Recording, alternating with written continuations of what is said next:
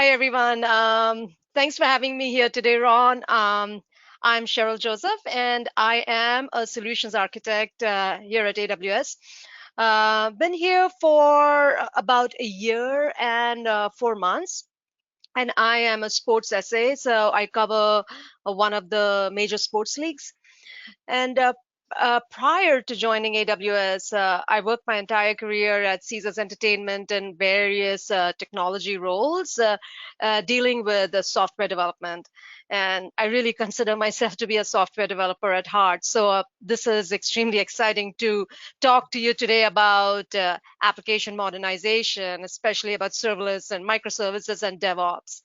And I will also touch on containers a bit because I don't think the topic is complete without speaking about containers. So I'm going to turn off my webcam and let's get started. So as organizations are moving their workloads to the AWS cloud, we see two major trends when it comes to what our customers are doing.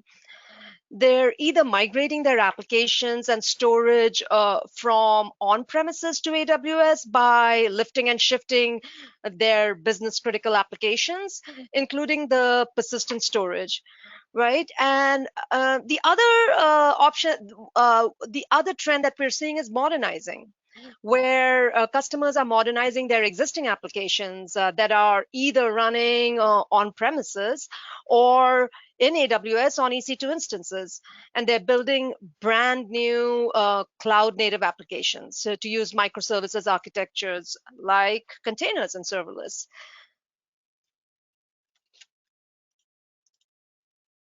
So some of you have probably heard about the two pizza team at Amazon. So back in 2001, Amazon had one monolithic application and one Oracle database. So it took 11 hours to update.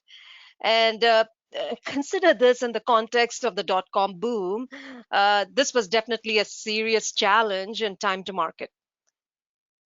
So an idea was, what if we increase the amount of ownership of each team, but decrease the scope of responsibility of the teams? So Amazon called that concept the two pizza team.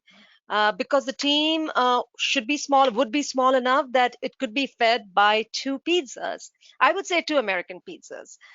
Um, and these teams would align behind the API of the app and own the app from end to end. So we used to call this service-oriented architecture, but this is essentially microservices. And a lot of people would call this approach DevOps, where teams are responsible for both developing and operating the service.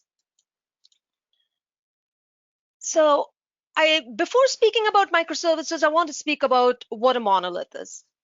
So as it says it over here, a monolith does everything. It's really a tightly coupled single-tiered application in which the user interface and the data are combined into a single program from a single platform. So it really is, it's self-contained and it's independent from other computing applications. However, a microservice is tightly scoped. So it's strongly encapsulated, and I would say it's like loosely coupled, right? And it has independent deployable and it is units and it is scalable, right? So the benefit that you get with microservices is that your release velocity increases because the impact of your change is small. So let's start with what a traditional three-tier web architecture is. I'm sure all of you know what a traditional three-tier web architecture is, but I want to start with that before we move on to the next phase of my presentation. So typically, you have your web servers handling the presentation layer, you've got your business logic layer, and you've also got your database servers handling the data layer. So this architecture, as we see, it's functional. There's nothing wrong with it. But as we know, it doesn't enable you to move as fast as you probably want to. And you can only deploy at the pace of the slowest component within your monolith. So when your coupling is high, so are your dependencies. And therefore, that increases your blast radius. So here is a modern three-tier architecture, right? There are a lot of the same elements here that you saw in my previous slide. You've got the presentation, the business, and the data layers, but there are also a few key differences. We have a clean separation between the different microservices, and each one of them has a persistent mechanism. So let's look at this in a bit more detail. So what we are seeing over here is really a single microservice. The service performs a specific business function, and many of our customers are running dozens, hundreds, or even thousands of these kinds of services to improve their scalability and resilience. And for integration and communication, we're using a combination of events and messages and queues. And they enable communication within the microservices service and also APIs to communicate between the services. And additionally, if you see at the bottom, those are the data stores. So we have a purpose-built data strategy, which means not picking just one database, but as it's shown over here, you could pick, if we are showing you an option of 3 different databases, right? 3 different data stores to suit your business needs. And finally, what you can't see here is how you store your state, which is an important consideration, especially if you're running functions and containers. So now I want to shift our focus to serverless. Because I believe serverless lends itself well in a microservices architecture. So before we begin to speak about serverless, I want to speak about, so which camp are you in? IT as a strategic competitive weapon, or IT as a cost center necessary to support business growth? So unless you're Netflix or Facebook or one of these large companies, most likely you are in the cost center camp. And then the question is, how much do you want to manage? So Gartner talks about the fact that 80% of IT spend is focused on running the business, while 20% is focused on innovation. So the fastest way to improve that ratio and bias it towards innovation is to get rid of the undifferentiated but costly activities, like managing your infrastructure. So I just want to point out that it's not really a one size fits all, but modernization does bring opportunities to optimize for growth. So talking about what is serverless. Serverless in the view of AWS has 4 primary characteristics. There is no infrastructure provisioning and no management. So AWS will handle the tasks such as operating system patches and retiring your aging hardware. So you don't have to manage your infrastructure. You can focus on what differentiates your business. And it also has automatic scaling where it scales up or down as needed. And serverless also means that you're never paying for idle resources, and it's also highly available and secure. So AWS will manage the security of your serverless resources. So one thing that is common across serverless applications is that they follow the design ideas of the internet and the web, right? So it's small pieces that are loosely joined. So all of these applications, they're modular and they are composed from multiple AWS services and customer developed components. Um, for example, if you see on the right, this could be a portion of an architecture for an amusement park, where on the top you have a wait time service that publishes information about how long it takes to get into a particular ride. And that data is published to an SNS topic with a Lambda subscriber. And the Lambda subscriber could persist that information to a DynamoDB table, for example. And beneath that, you could have other API endpoints, as you see in this architecture, which could proxy the request to a Lambda function. Which in turn could perform other integrations like either fetching or storing information to DynamoDB or any other data store. It could store an object to an S3 bucket, for example, if you're uploading your photos. And from there on, you really could build a whole lot of integrations, right? So that's really what the flexibility that these components provide you. And what we want to do is we want to make it easy for you to build new applications and functionality through like a loose coupling with other components. So while many customers really associate serverless with Lambda, which I'm going to be honest, I used to be one of them. When I thought about serverless, all I thought about was Lambda.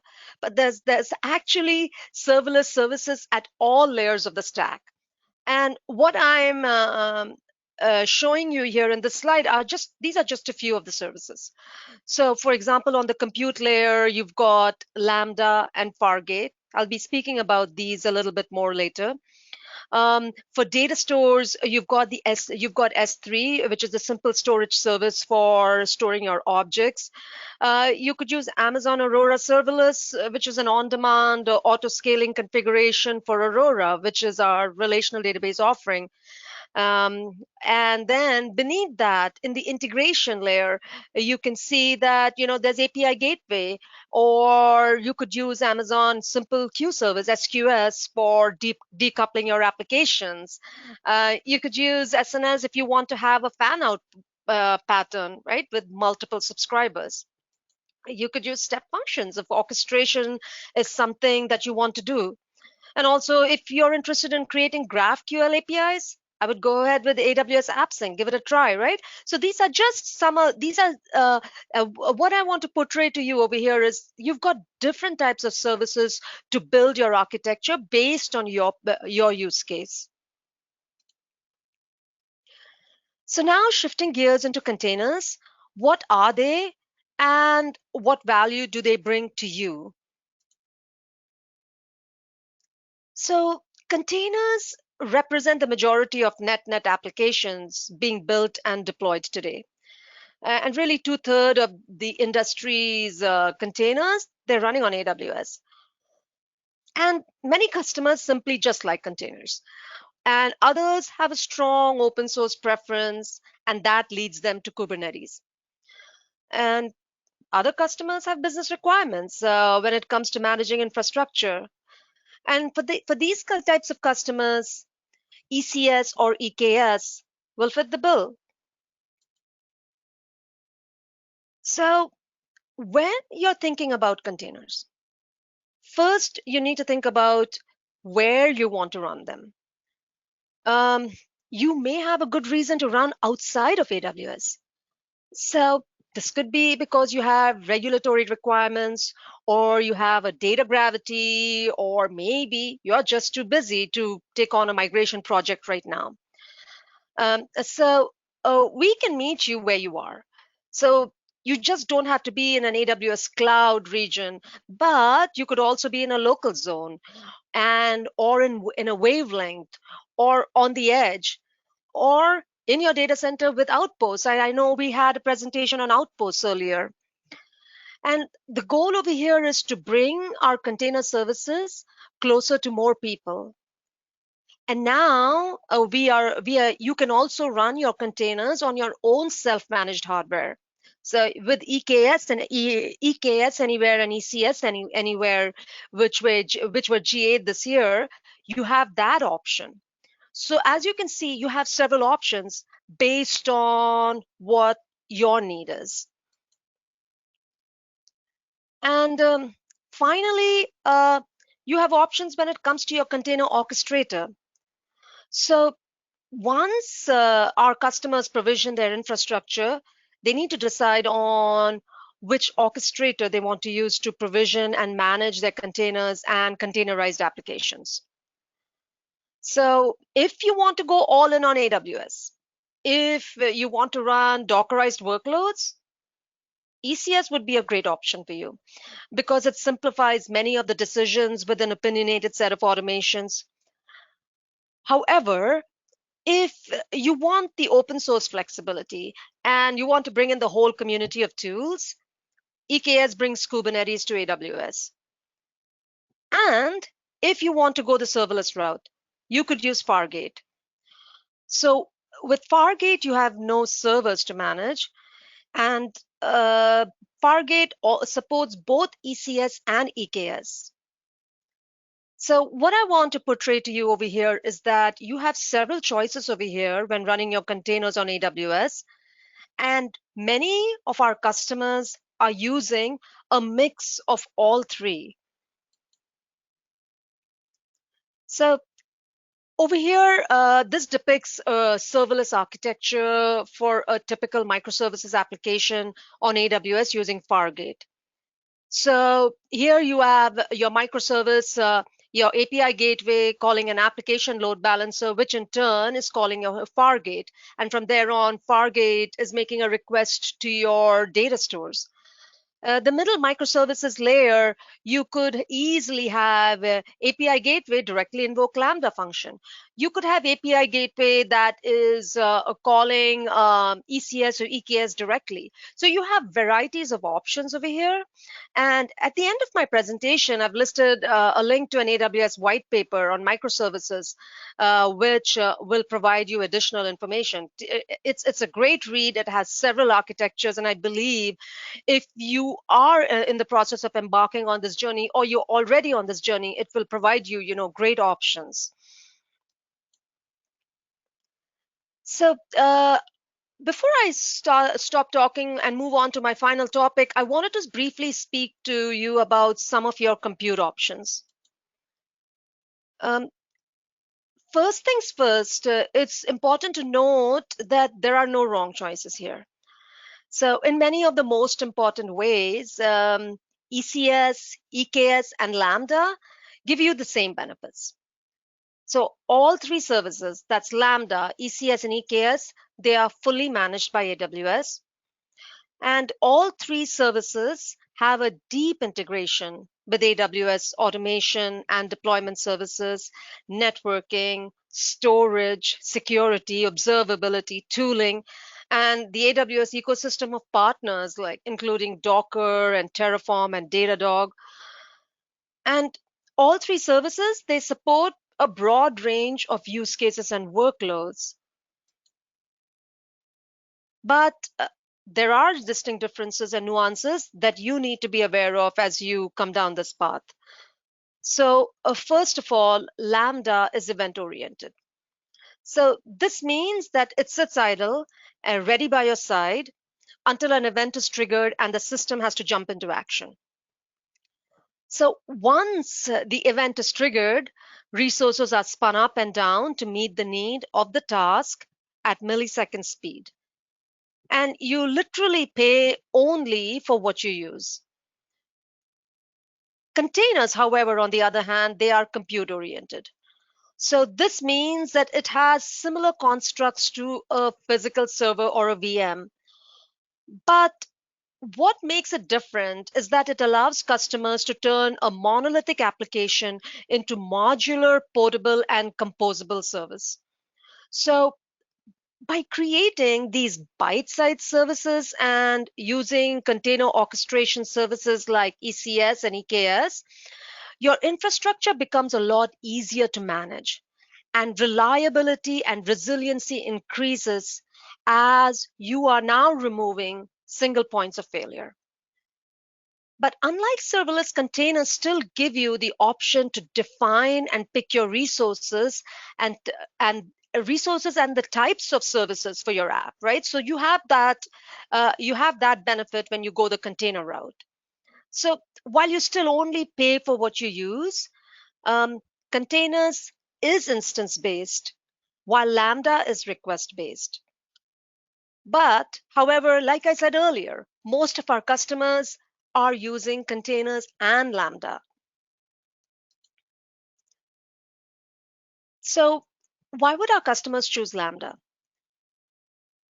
Lambda is the maximum level of abstraction, I believe, meaning that you don't even have to think of the underlying infrastructure.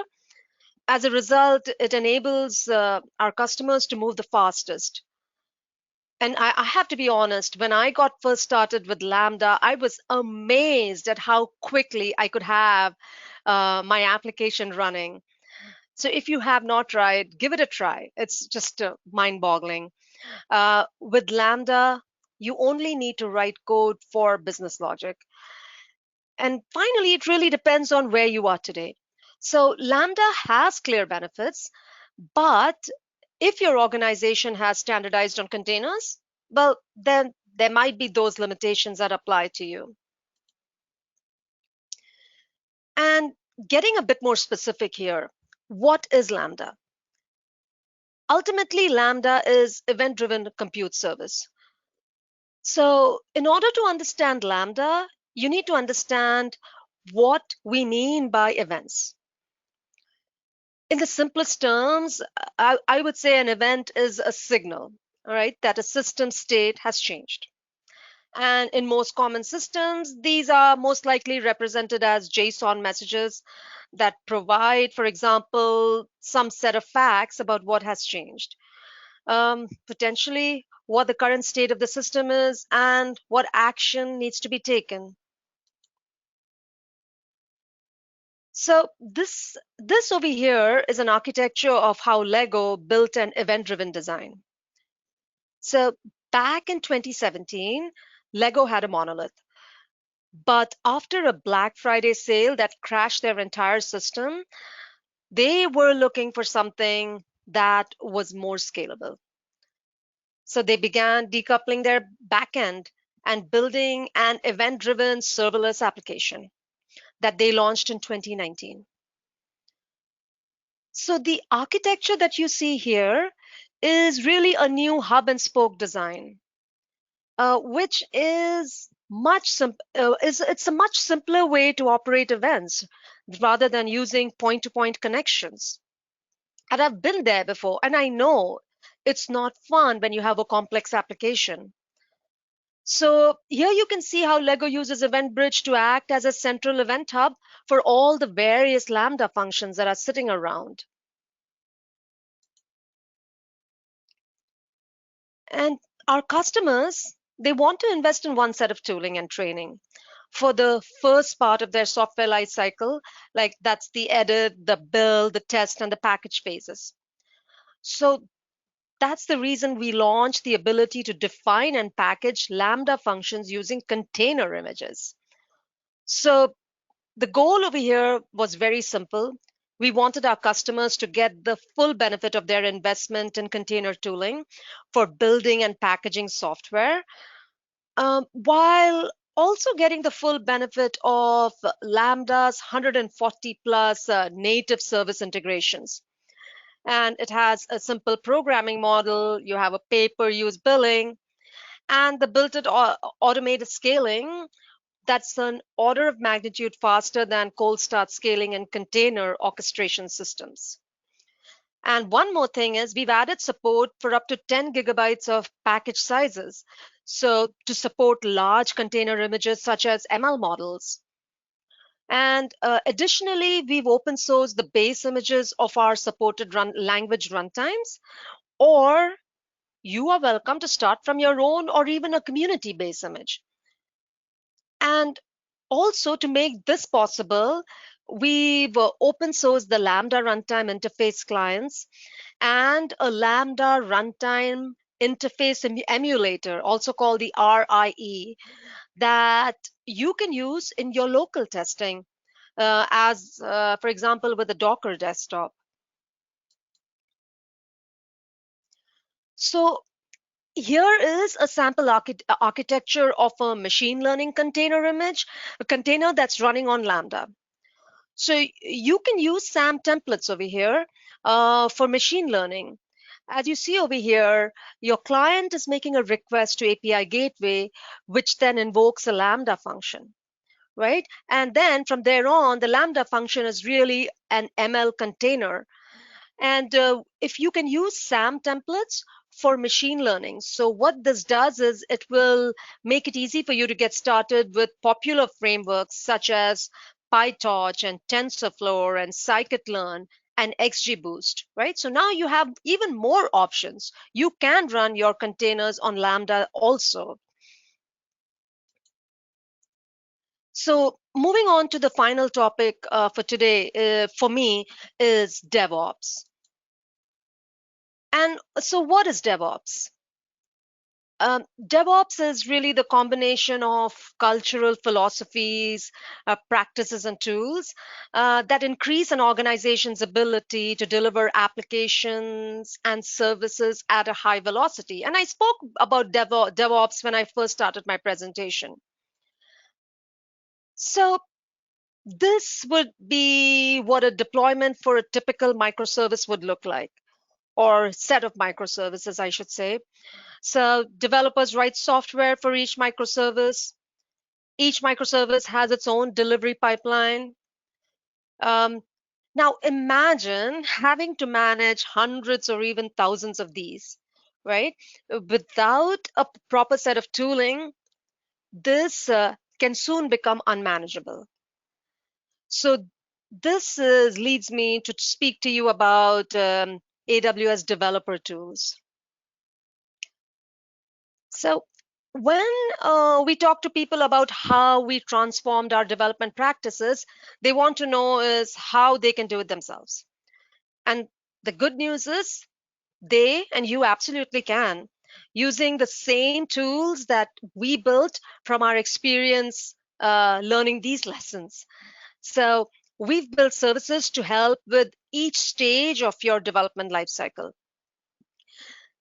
So AWS developer tools, they have a purpose-built CI/CD, which helps teams to deliver code changes more frequently and reliably. So if you see over here, if on the very left, you have services for authoring such as Cloud9, and Cloud9 is really a cloud-based IDE.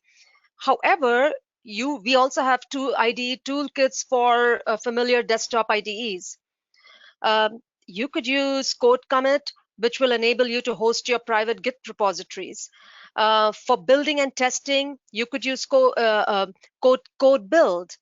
And for deployment, CodeDeploy will help you to deploy to ECS, Lambda, to EC2, and even to on-premises. And for monitoring, we have tools such as X-Ray, CloudWatch, and others. And at the very bottom for modeling, you could use CloudFormation. You could also use the CDK, which is the Cloud Development Kit, that makes it easy to define your applications using a familiar programming language. And also you could use SAM, which is an open source framework for building serverless applications. So these are the steps that many of our customers follow when building a CI/CD pipeline.